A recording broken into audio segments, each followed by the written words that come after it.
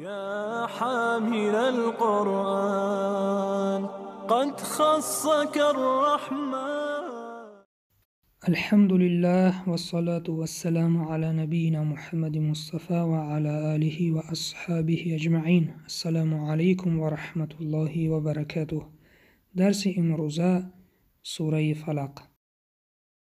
يا حامل القرآن أعوذ بالله من الشيطان الرجيم. بسم الله الرحمن الرحيم. قل أعوذ برب الفلق. قل أعوذ مد طبیعی برب الرا غوص خونده می شود به سبب فتحه. رب الفلق. رب همزه وصل کلمه پیش از خود و بعد از خود را پیوست می کند. برب الفلق.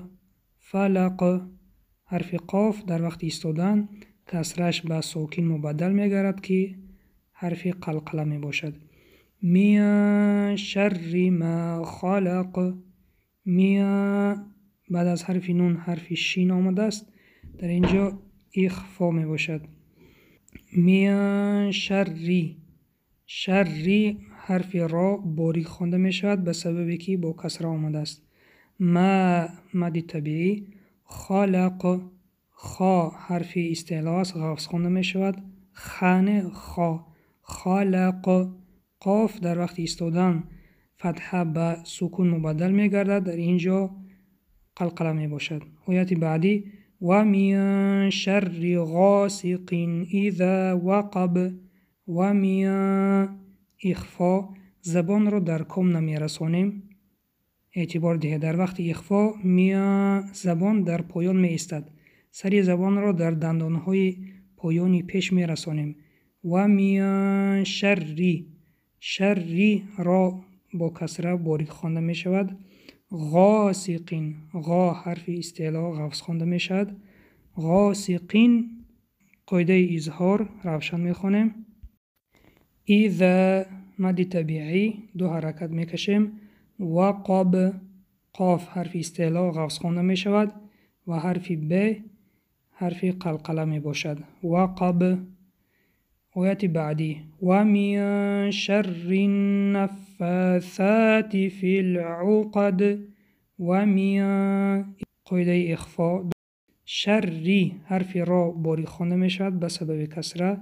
شر النفاثات همزه وصل کلمه ها را پیوست کرد. نفاثات حرف فا مد طبیعی. حرف ثا مد طبیعی. فی العقد همزه وصل کلمه ها را پیوست کرد، به همین سبب فی دراز نکشیدیم، فی العقد خوندیم.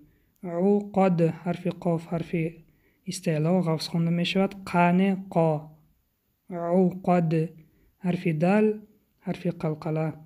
و من شر حاسد اذا حسد. و من بازم اخفا شری را باریک خوانده می شود. حاسدین مد طبیعی. حاسدین اظهار. اذا مد طبیعی. حسد حرف دال حرف قلقله. این بود درس امروزه. تا درس های آینده در حفظ و امان الله باشید. السلام علیکم و رحمت الله و برکاته.